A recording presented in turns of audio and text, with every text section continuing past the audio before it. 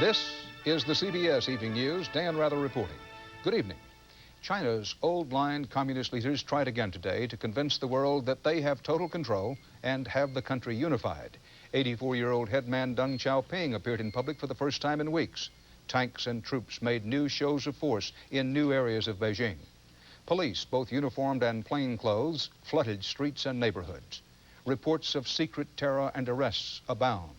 Nearly everyone connected to the pro-freedom movement was on the run and hunted. CBS News China correspondent John Sheehan has our first report. Thousands of troops have moved to staging areas close to the university quarter, apparently poised to fulfill a martial law order to put the campuses under military control. But overall, the siege of Beijing is moving from the military to the political, the first wave of arrests. It's very difficult in a totalitarian state to hide. There are a lot of instruments of authority available to the security forces. Supreme Leader Deng Xiaoping, rumored dead a few days ago, reappeared for the first time in 3 weeks and took responsibility for the crackdown that resulted in the massacre of hundreds, if not thousands, of peaceful protesters. Communist authorities have called on the survivors to give themselves up to the police.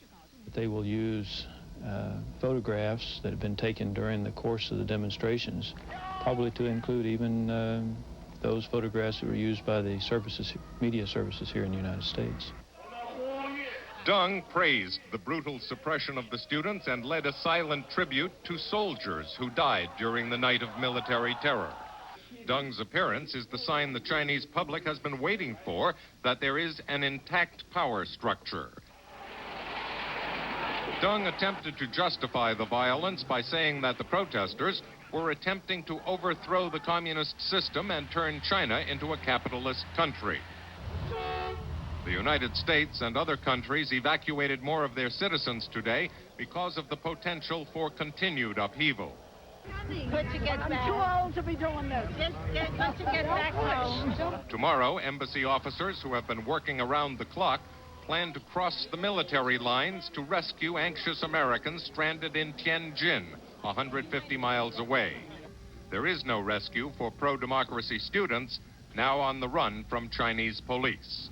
John Sheehan, CBS News, Beijing. The heart of China was a garrison today. In Tiananmen Square, the authorities staged a pageant of victory, a coronation ceremony for the old guard, which had waged war against a new generation and had won. There was martial music and military precision, a smart and sharp contrast to the sweet disorder of the democracy movement, which had dominated the square until Saturday night. The rest of Beijing was coming back to life in a sullen sort of way. The rest of Beijing, that is, except for the campuses, which were desolate places. At Beijing University, the heart of the rebellion, dormitories were deserted, classrooms empty, sports fields abandoned.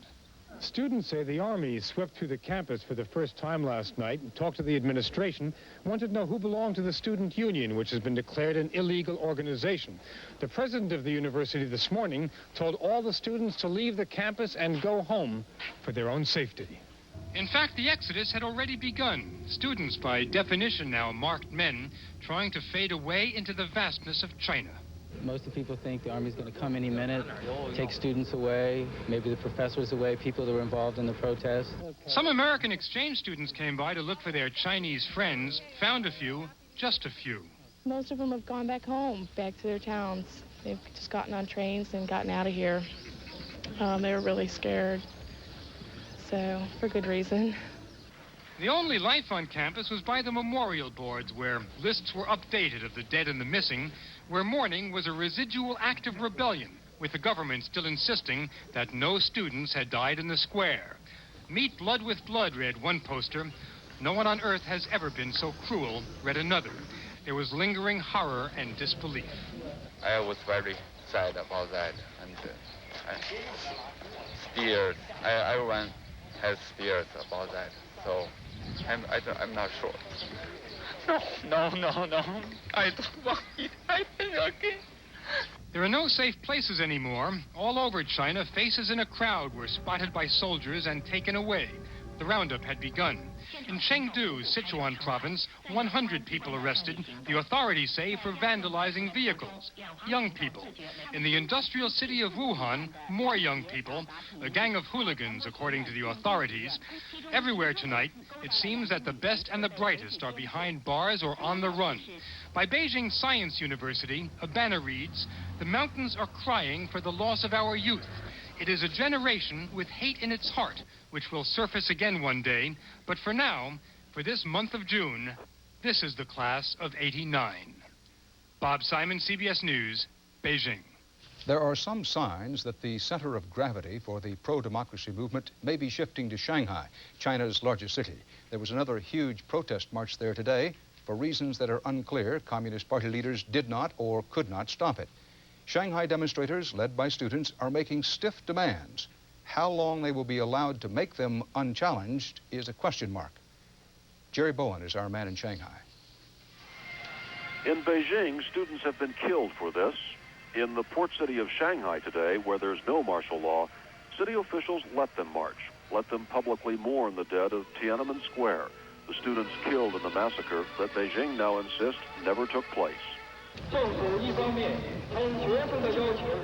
Tens of thousands of students and some workers began their protest in Shanghai's People's Square, marched in with banners and flags and wreaths, the largest anti-government demonstration in China since the carnage in Beijing. But it's a march to the beat of a tired drummer. The students have ended their street barricades here. Some of their leaders have been arrested.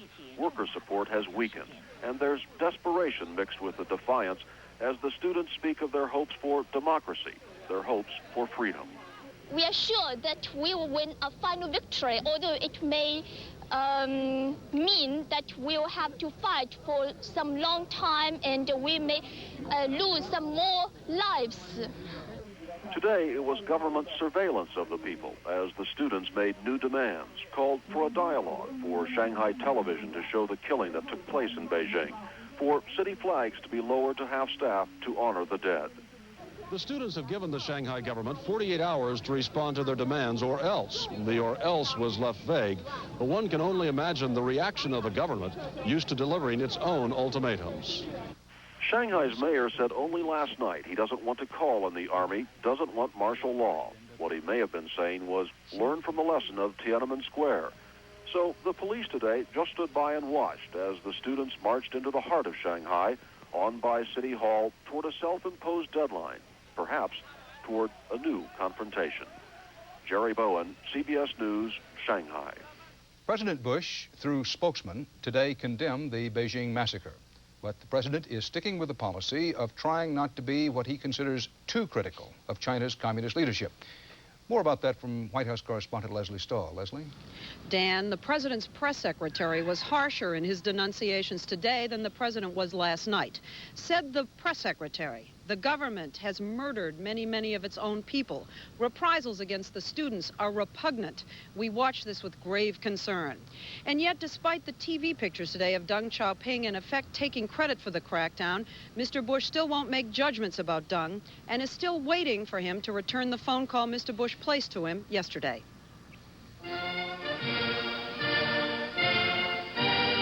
It's been hard for those involved in the plotting, step-by-step, 17-year climb to a good relationship to see it disintegrate so rapidly.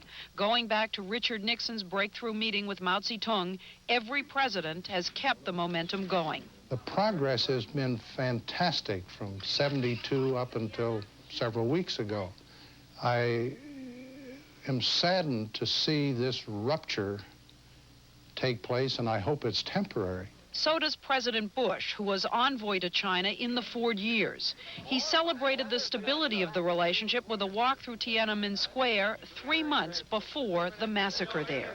What I want to do is preserve this relationship as best I can, and I hope the conditions that lie ahead will permit me to preserve this relationship. This is an enormous setback for Sino-American relations. Many of the old China hands question whether the relationship can be preserved.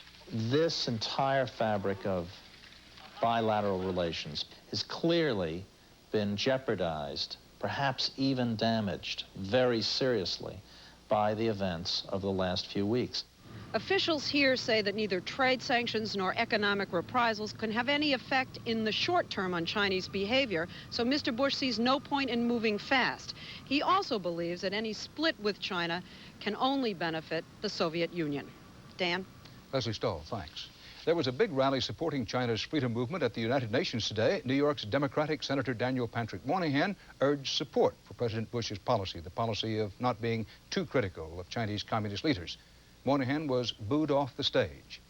CBS News reporter Aaron Hayes has more on the demonstrations here in New York and other U.S. cities.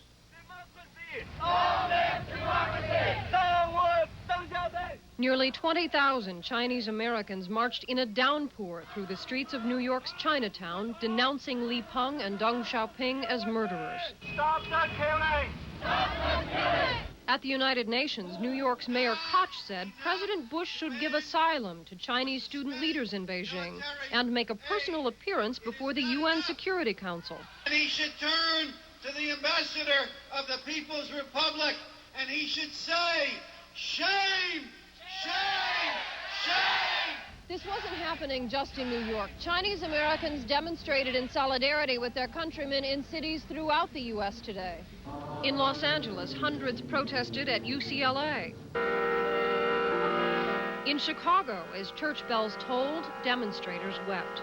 There were so many times I wish I were blind so that I didn't have to see the blood of Chinese people dripping off the pages of newspapers.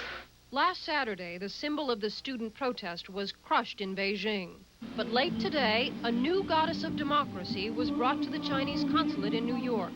Its student sculptors hope the goddess will one day stand in victory in Beijing's Tiananmen Square.